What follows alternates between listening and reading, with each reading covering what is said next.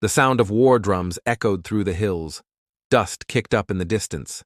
And then they came, riders by the hundreds, moving fast, silent as ghosts. General Crook never saw them coming. June 17, 1876. The Rosebud Valley, southeastern Montana Territory, a place of quiet ridges and winding creeks. The air was hot and dry.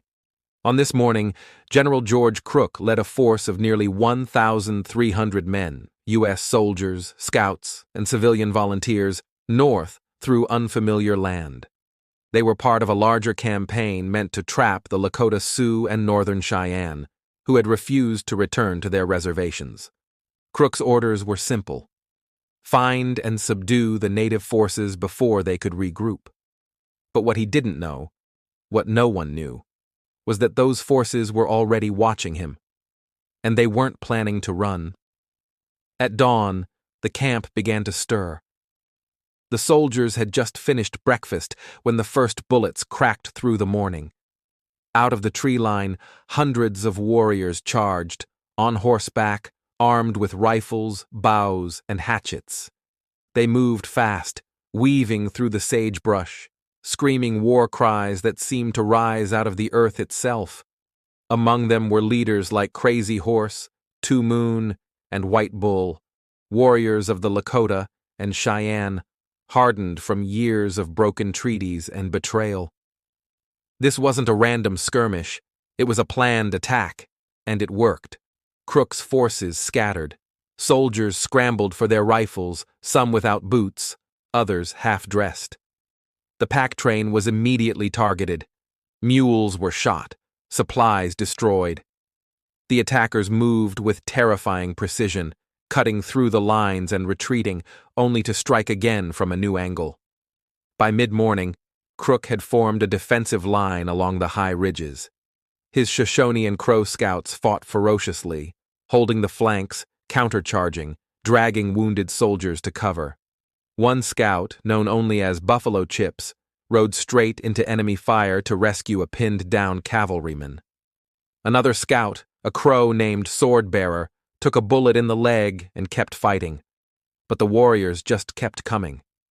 They surged in waves, testing the perimeter, always moving, never allowing Crook's men to breathe. The air filled with smoke and dust. Men shouted over the crack of gunfire. Horses screamed. And then, around noon, the unthinkable began to take shape. Crook was being beaten. He'd brought more men. He had artillery. He had supplies. But he didn't have the terrain, and he didn't have control. His forces were exhausted, pinned, and demoralized, and he still didn't know how many more warriors were out there. So he made a decision. He ordered a slow retreat. Not a rout, but a withdrawal. For the next 2 hours, the U.S. troops backed away across the ridges, covering one another as they moved. The native forces didn't chase them down. They'd already made their point. By late afternoon, the battle was over. Crook had suffered at least 28 dead and 56 wounded. The Lakota and Cheyenne lost fewer, though exact numbers were never confirmed. What mattered wasn't the body count.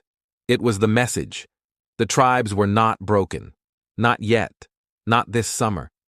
8 days later, General Custer would lead his own men into battle at the Little Bighorn, without Crook's support. Because of the Rosebud, Crook never made it to join him. Historians later called it a missed opportunity. Some called it cowardice. Others, foresight. But for the warriors who rode that day, the Battle of the Rosebud was a victory, not just of strategy, but of defiance. It showed that the fight wasn't over, that they could hit back, and that even the mighty U.S. Army could be made to turn and run.